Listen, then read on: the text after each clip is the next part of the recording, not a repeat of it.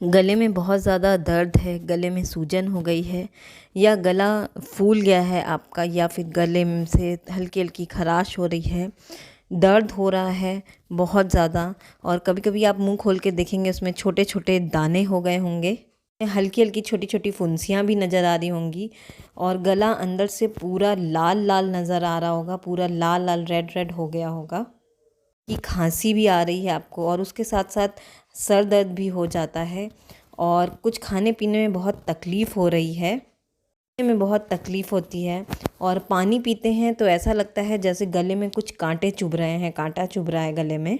ये सारी परेशानी है तो सिर्फ 1 मिनट में ये परेशानी आपकी दूर हो जाएगी। यकीन मानिए, सिर्फ एक पल में आपका ये प्रॉब्लम दूर हो जाएगा। आपको लगेगा ये एक सिंपल तरीका था और हम कहीं भूल गए हैं। पुराने ज़माने का ये नुस्खा है, दादी नानियों का ये नुस्खा है, और आजकल के समय में हमने पता नहीं क्या क्या पढ़ करके क्या क्या चीज़ों को लेना शुरू कर दिया है आज के समय में, उससे कई बार और भी ज़्यादा दिक्कतें हो जाती हैं। बार हम ऐसे खांसी में, खराश में अदरक वाली चाय ले लेते हैं, जिसकी वजह से हमें और भी ज़्यादा प्रॉब्लम हो जाती है, क्योंकि वो खुश्की में और भी ज़्यादा खुश्की पैदा कर देती है। इसमें आप लौंग ले लेते हैं, गर्म पानी ले लेते हैं, अदरक ले लेते हैं, काली मिर्च ले लेते हैं, ना जाने आप कौन कौन सी चीज़ें ले लेती, लेकिन फिर भी वो ठीक नहीं होती है, लेकिन आपको फ़ायदा नहीं करती है। अगर मैं कुछ गलत बोल रही हूँ तो नीचे कमेंट्स करके ज़रूर बताइएगा, क्योंकि ये बात बिल्कुल सही है। इसके साथ साथ अगर चाय लेते हैं, तुलसी का पानी ले लेते हैं, तो वो और भी ज़्यादा इन्फेक्शन कर देती है, क्योंकि और भी ज़्यादा हमारे लिए वो फ़ायदा नहीं करती, बल्कि और ज़्यादा इन्फेक्ट कर देती है और ज़्यादा दिक्कतें पैदा कर देती हैं हमारे लिए। अगर ये सारी चीज़ें हैं तो हमें क्या करना चाहिए? आप देखेंगे, आप लेते हैं तो आपकी खांसी आपको रात में भी आती है, और रात में खांसी आती है तो सांस धीरे धीरे रुकने लग जाती है, जिससे दम घुटने लग जाता है और लगता है कि हमारी सांस स्लो हो गई है, धीरे धीरे सांस आ रही है हमारी। मैं यूं ही नहीं कह रही, ये सब बातें होती हैं, जो होता है वही मैं आज आपको बता रही हूँ। बातें गले की चीज़ों से जुड़ी हुई हैं। कभी कभी कानों में खुश्की होने लग जाती है, कानों में आवाज़ें आने लग जाती हैं, पानी गिरने लग जाता है, उसके बाद और भी चीज़ें काफ़ी फैलने लग जाती हैं। गले से इतनी सारी चीज़ें इन्फेक्ट हो जाती हैं, सिर्फ सीधा गले से। नाक में भी खुश्की पैदा हो जाती है। इसके लिए सबसे बढ़िया क्या, सबसे ज़्यादा काम आएगा ये नमक। पता है आपको, ये हमारे बड़े बुजुर्ग ये हमारे लिए छोड़ कर गए हैं। नानियाँ, आप अभी देखेंगे ये सभी के लिए, सभी को ये आप जान जाएंगे कि ये नमक कौन सा है। तो ये नमक जो आप आयोडीन के लिए नमक लेते हैं, ये वो नमक बिल्कुल भी नहीं है। ये नमक है सेंधा नमक, जिसे आप व्रत वाला नमक कहते हैं, व्रत में उपयोग में लेते हैं। तो ये सेंधा नमक आपको लेना है, क्योंकि सेंधा नमक आपके गले की खिचखिच को दूर करता है, खराश को दूर करता है। आयोडीन वाला नमक लेते हैं तो वो आपकी खिचखिच और खराश को थोड़ा सा बढ़ा देता है, तो इसलिए आपको सेंधा नमक लेना है। अब हम क्या लेंगे? अब हम लेंगे 1 गिलास गुनगुना पानी। अगर सर्दी हो तो इतना गुनगुना पानी ले लें, इतना गर्म पानी ले लें, क्योंकि हर एक एरिया में, हर एक क्षेत्र में कहीं पर ठंडा है कोई एरिया, तो कहीं पर गर्म है। यहाँ हमारे लखनऊ में, यहाँ तो बहुत गर्मी है, और आपके यहाँ अगर ठंडा है तो ठंडा मौसम है, तो आप इतना गर्म पानी ले लीजिएगा। आप लखनऊ में रह रहे हैं तो इस तरीके से आप गुनगुना पानी लें, और बहुत ज़्यादा गर्म पानी ना लें। अपने देश के अकॉर्डिंग ही हमें पानी लेना चाहिए गुनगुना, और अपने अपने देश के अकॉर्डिंग ही हमें खाना खाना चाहिए। सबसे पहले आपको ये बात जाननी ज़रूरी है कि आपको गुनगुना पानी कहाँ और कैसे लेना है। कुछ नहीं हुआ है, आपके गले में हल्की सी खराश है और आवाज़ कम निकल रही है, बैठी हुई है, तो आप सिंपल गुनगुना पानी लें और इस पानी से गरारा करें, गलगले कर सकते हैं। कई लोग इसे गालगल भी कहते हैं, लेकिन हमारे यहाँ इसे गरारा ही कहते हैं। इस पानी के अंदर मिलाएंगे हम नमक, जैसे कि मैंने कहा ये है सेंधा नमक। तो कई लोग इस सेंधा नमक से, इस पानी से कुल्ला करते हैं तो उनके गले में खराश शुरू हो जाती है। कई बार आपने पढ़ा होगा, इसे सुना होगा।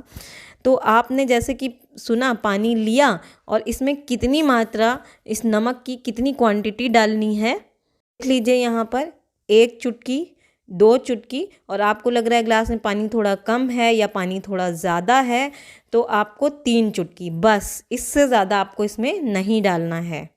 3 से 4 चुटकी बस, इससे ज़्यादा नहीं। इससे ज़्यादा आप नमक नहीं लेंगे क्योंकि इससे ज़्यादा नमक लेने से क्या होता है, गले के अंदर जो जख्म होते हैं उनमें ज़्यादा प्रॉब्लम करना शुरू हो जाता है, उनमें ज़्यादा इन्फेक्शन शुरू हो जाते हैं, वो घाव फिर से खुलने लगते हैं, तो उसमें आपको फिर से खराश खुजली शुरू होने लग जाती, खिचखिच शुरू होने लग जाती है। तो सिर्फ आपको इतना ही लेना है नमक।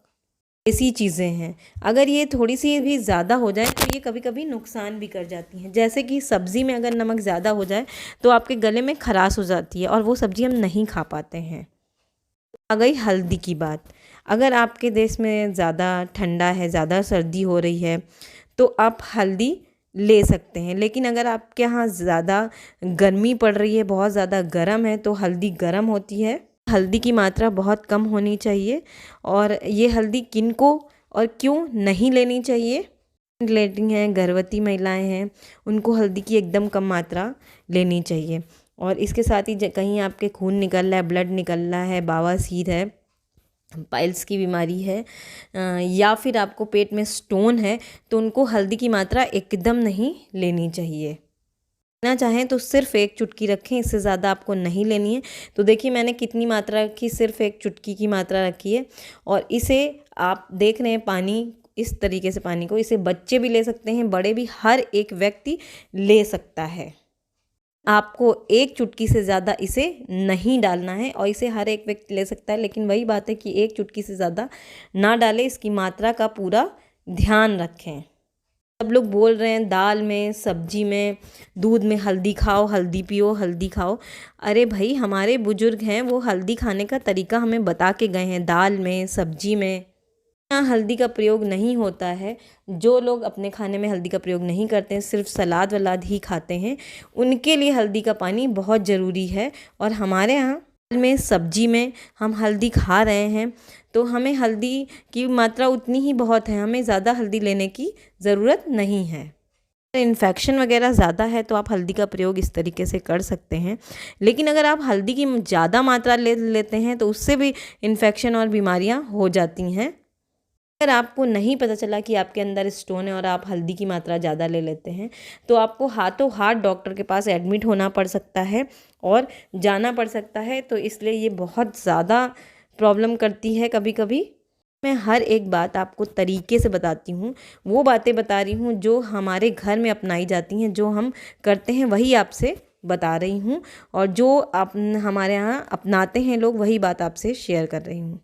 मैं कोई अपनी चीज़ बता रही हूँ और ना ही मैं कोई आपको कोई वैसी बात बता रही हूँ। ये सब को पता होता है, ये हर किसी के घर की बात है।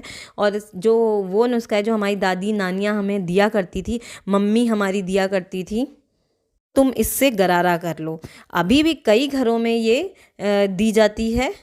तो अगर नहीं पता है आपके शरीर में क्या ज़्यादा और ये हल्दी जो है आपको खानी है नहीं खानी है, आपके शरीर में बलगम जमा है, कितनी हल्दी आपको खानी है या नहीं खानी है, बहुत ज़्यादा दिक्कत हो जाएगी। तो इस बात का भी आप बहुत ध्यान रखें। आप इन चीज़ों का बहुत ध्यान रख के इन चीज़ों को लेती हैं तो आपको फ़ायदा बहुत ज़्यादा होता है और नुकसान आपको बिल्कुल भी नहीं होता है।